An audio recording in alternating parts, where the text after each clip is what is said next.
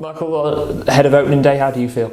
Excited. I think everybody's raring to go. The place is raring to go. The building's raring to go. I'm sure the fans are as well. But yeah, I think it's like anything. You can have a pre-season as much as you like, but there's nothing like the real stuff and 3 points on it. And yeah, just looking forward to getting back to Sincilbank with a full crowd and getting at it. Do you feel more confident in your squad than you did at this stage a year ago? The same. I think you, like I say, you never know.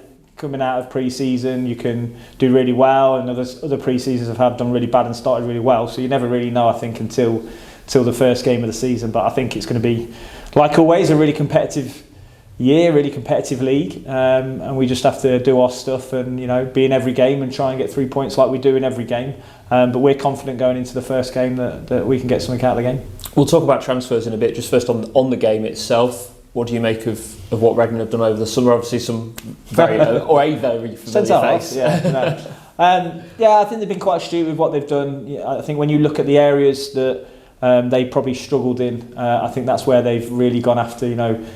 The people you've spoken about, the signings they've spoken about, is to shore them up. But they've always got quality. They're a big club.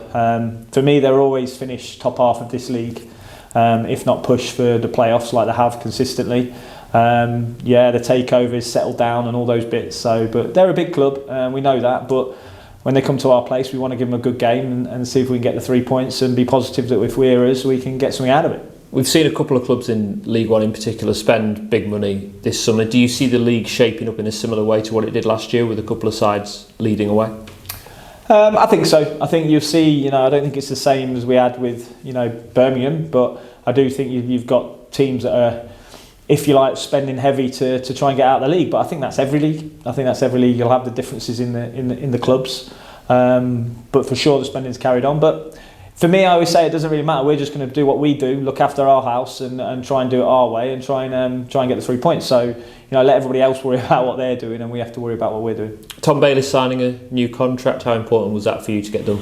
Yeah, I think he's got so much more growth in him. I think since he's come to the club, he's been, his set piece delivery is exciting. His attacking prowess exciting. He's still got more to give in that. He can play across 3 different positions. He can play in 8, 6, 10. So he adds a lot of experience. He's played at a good level. He's played in this league, so he offers a lot of league experience as well. So we're really happy to re-sign him, if you like, if that's a word, or lock him down a bit longer. And Adam Jackson as well, locking him down to a longer term contract. Yeah, really pleased with that. I think Jacko is ever steady, brilliant technician at the back, and he adds not only experience but he knows the club inside out. And we wanted to do that because there's a lot of interest around Jacko this summer. That with Jacko sometimes he has injuries, and he got punched in the head at Rotherham and was out, but since he's come back he's looked at all the Jacko that we want him to be, and it adds more competition to that area. So we've got really strong players in Sonny, Riley, left-sided centre halves. Obviously Riley can do left back, but we've got Tom Hamer and Jacko, and when you look at that as a unit, as 4 out of the 2 in a back 4, we can flip to a back 3, and we've got Lewis Monter who's been out for a bit but coming back. We're strong in that area, and I think experience and strength and youthfulness is the blend we want in that area, but for sure Jacko brings so much experience again at League One level. Yeah, if you look at the age profile, Adam Jackson obviously 30 plus, and Sonny Bradley and Tendai Darika are also there.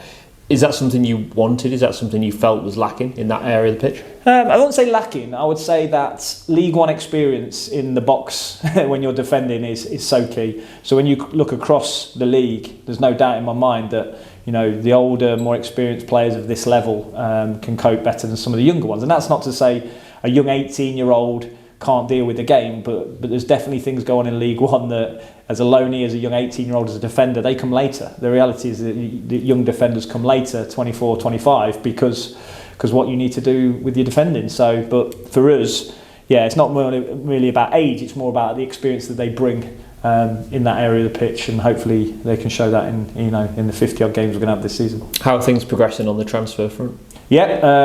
Well, we know we've got stuff to do. We know we want to add to the group. We've got to add a few bodies to the group to add the depth, but we want to make sure that's quality as well. We can add depth tomorrow, but if we're going to add that and they don't play, it's pointless in my eyes, because we need to look after that area of the pitch. But we know what we've got to do. We know where we need to add in the different units and what we want to add.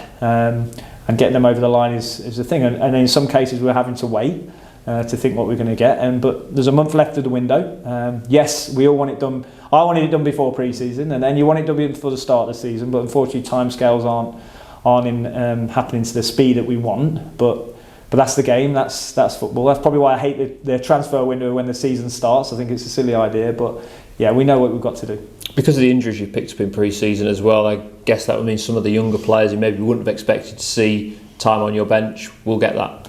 Yeah, and I think that's where we know we're a bit light in numbers, because probably the difference between last season and this season, we had lots of numbers in the building that we could have that were challenging for that. We haven't got that, and like you say, you might see some of the youngsters, but I always think that's an opportunity, for those youngsters to show what they can do if they're on the bench, but also an opportunity for all the players to show what they can do. So I think we're in a good place. We're not in a rush, but we have to make sure that we're ready for the Saturday 3 o'clock stuff. Does it help that you've got again a blank week next week to possibly get people in? Yeah, I think it helps massively. Usually we have the Carabao straight away, which I actually don't think is a great idea, but because of the way the season started, I think it gives us a good opportunity. That doesn't mean we don't want them in tomorrow or don't want them in the next day, of course, but I think it gives you that bit of time to make sure we get it right.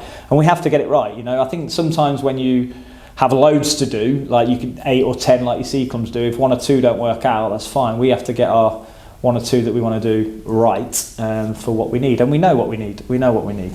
How hard is it on Saturday afternoon at 5 o'clock, whatever the result, not to overreact to that result?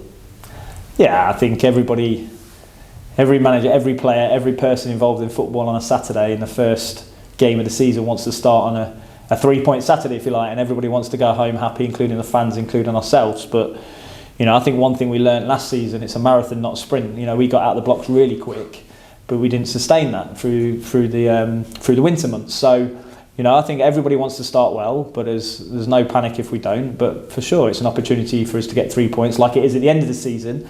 If we were to play Reading in the last game of the season, I always say that every game is worth the same amount of points, wherever it is in the calendar. And that's what we're trying to do. We're trying to go after those 3 points to the best of our ability, and on the day, hopefully, put on a performance that does that. One of the law changes this year has been the rule of the goalkeeper and the 8 seconds. I know it got used in PL2, but didn't actually get implemented that much. Do you see it having an effect on League One and how teams play? I think there's a couple of law changes that I think might have an effect. There's that one. It'll be interesting to see the referee giving corners away for the first time. I think they're going to be under a bit of pressure to do that. I think we have to be realistic, and you have to be mindful as officials and coaches and fans. It's not going to be 8 seconds with a stopwatch, people standing at the side, so there's going to be a little bit of realism to it. There's a little bit of grey area in there, like all decisions. But yeah, I think we'll see some what we think are strange decisions till we get used to it a little bit. But yeah, let's see how that works out. The other one is like the holding at set pieces, and the holding they're saying they're going to clamp down on that. So I think we might see some early whistles in that situation, which for me can be good for the game. But it's very different doing it with VAR or not VAR, that's for sure. When it comes to the 8 seconds, is that something you've had to speak with George about, but also your defenders, that they might have to be more aware that they suddenly might need the ball off George very quickly if it gets to that 7 seconds and he suddenly panics? Yeah, I think when you actually look at it in the game, it's very rare, like till late on when there's a bit of time wasting going on, that it's actually used 8 seconds, because we want to play quick anyway. So I don't think you'll see it as much as people think. It's just more making sure that the time wasting, it's that one where the keeper catches it with 90 minutes and falls over when there's no one around him and takes 30 seconds to get off the floor. I think it's trying to stop that one. It's not trying to stop the realism of the in-game play. So I think it'd be interesting to see how it pans out. But everyone's aware of it in the building, like we were aware of other law changes last season. We make sure the referees come in and educate the players on that, so they have a visit from that. We as managers get educated, if you like, on what's to come. So I think there's no surprises for us. But yeah, it'll be interesting to see how it pans out.